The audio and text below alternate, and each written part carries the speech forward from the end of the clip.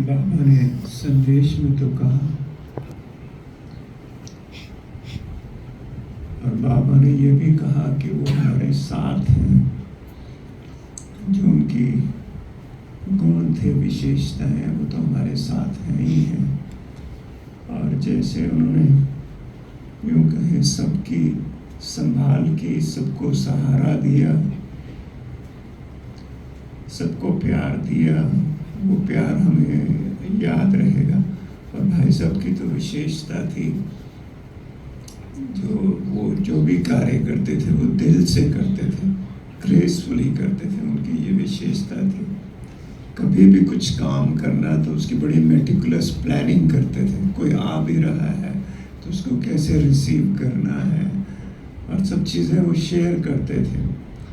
कभी कहीं जाना होता था, कभी कोई आ रहा होता था, तो प्रॉपर प्लानिंग से चलते थे। और मैंने देखा उनकी जो सबके प्रति, अभी जैसे हम लोग वहाँ पहुँचे हॉस्पिटल में, तो उनको संकल्प आया कि सभी डॉक्टर्स को गिफ्ट देनी है। तो जैसे ही हुआ, और उनका सबसे प्रेम भी बहुत था, और प्रेम का वही भाव होता है कि वो लोग भी बिना कहे चले आते हैं। तो इसलिए यूँ कहें कि भाई साहब का पूरा जीवन ही जैसे उन्होंने साकार बाबा को भी फॉलो किया और निराकार बाबा को भी फॉलो किया।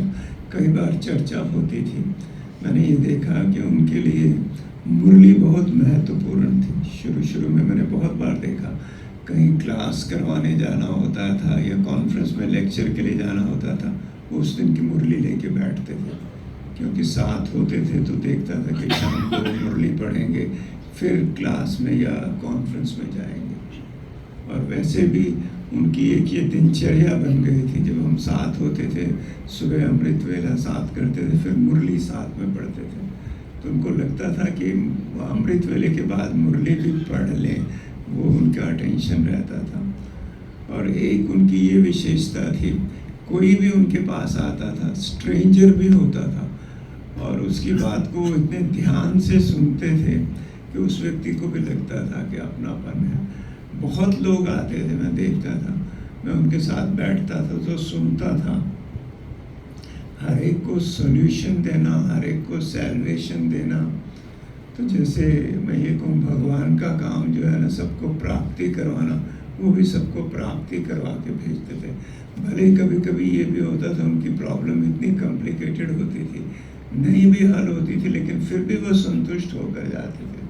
सबकी समस्याएं तो आती थी, और वो अपनी जिम्मेवारी भी समझते थे, क्योंकि वो समझते थे, खासतर विशेष तौर पे जब दादी जी गए, उसके बाद वो अपना समय मेजॉरिटी यहीं देते थे। 2007 के बाद तो उन्होंने कहीं ट्रैवल भी नहीं किया, एक्सेप्ट अहमदाबाद कभी अपनी इलनेस के कारण गए हैं, लेकिन उसके अलावा कहीं बाहर ट्रैवल भी नहीं किया, ना उनको इंटरेस्ट होता था। वो सोचते थे सब मिलने आएंगे, सब प्रोग्राम यहाँ होते हैं, तो मुझे यहाँ रहना है, क्योंकि वो समझते कि सबको बाबा की भाषणा देनी है, मुझे बाबा की पालना देनी है, तो उस पर उनका अटेंशन रहता था।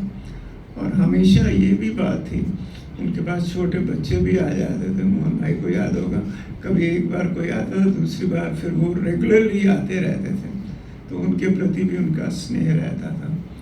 तो ये जैसे विशेष भगवान की जो विशेषताएं हैं, वो उन्होंने अपने जीवन में पूरी तरह से उतार ली थी, और वो भाषणा सबको देते थे। ये उनकी विशेषता थी, जैसे सबको ऐसा लगा कि वो हमारे अपने हैं। जैसे ब्रह्मा बाबा के लिए भी हम सुनते हैं कि सबको ये फीलिंग होती थी कि हमारे अपने हैं, तो भाई सबसे भी वही फीलिंग आती थी, और वही उनकी विशेषता थी।